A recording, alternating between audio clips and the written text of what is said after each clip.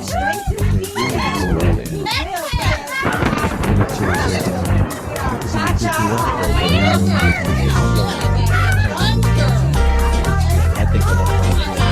doing just fine, Chief. All your hard work pays off. That's the cat. She's fine, she's mine. Walking down the street, so man, beware. Man, she looks so neat, that face so rare. Anyone stop and stare? One look, you're hooked.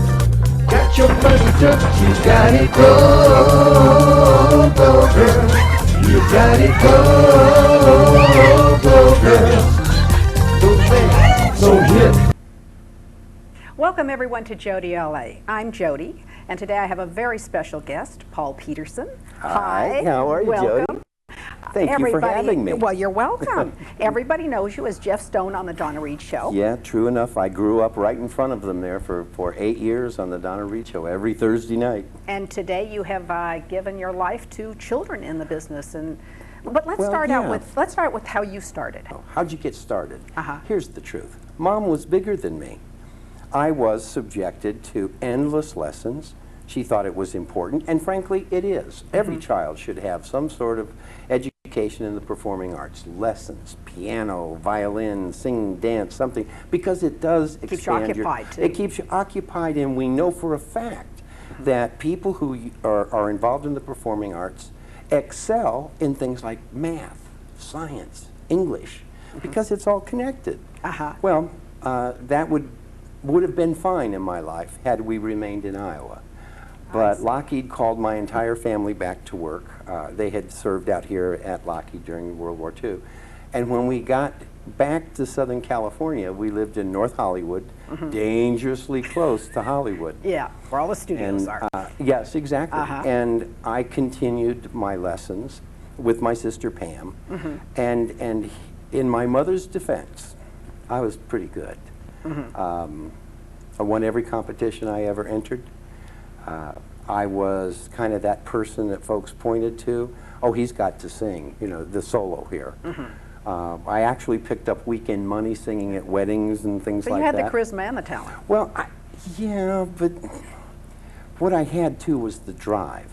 Did you want it? Well, you always want to please an audience. I hated the drudgery of lessons, believe me, I did, and the practicing and all the rest.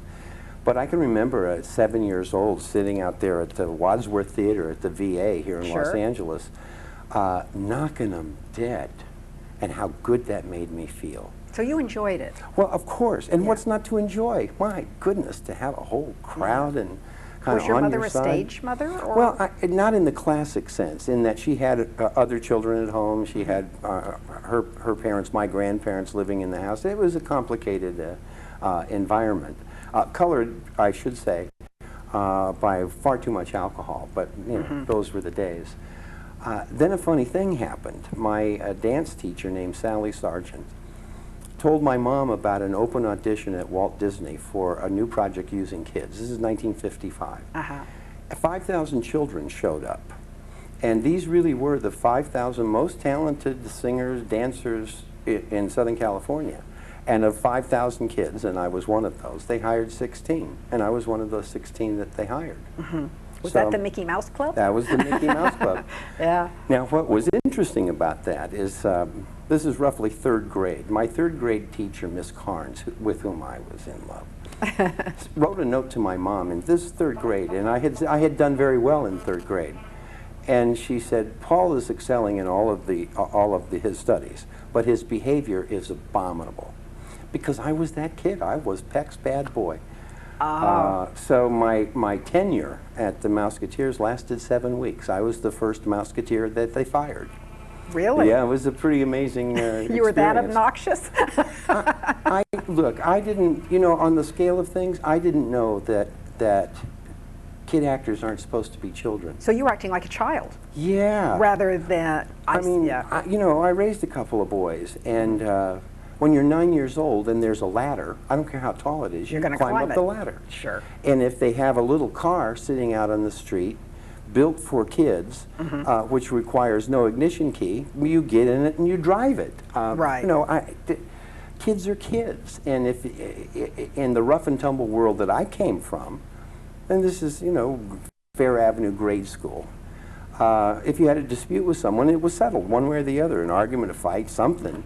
Not because you would become undying enemies, but it's the pecking order. We all know this. This is how you establish who you are. Well, they don't like things like that on a very controlled sound stage. They want to know where you are at every moment and be perfectly well behaved, and when they call upon you to perform, you perform. I didn't fit. You were too normal. Well, yeah. You know? Yeah. At least by my lights, and certainly with my background.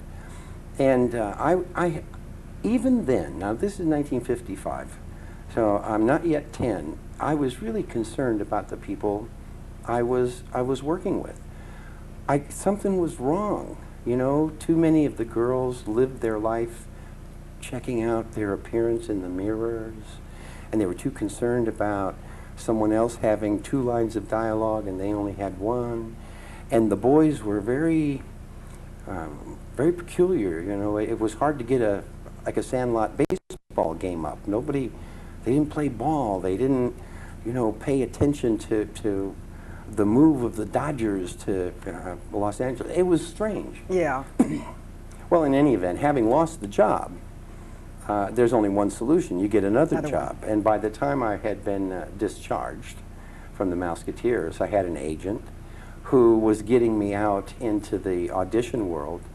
And having been fired, which, believe me, caused great upset in this, you know, blue-collar family. Sure. Every audition I went on, I wanted that job. And I very quickly learned how to audition well.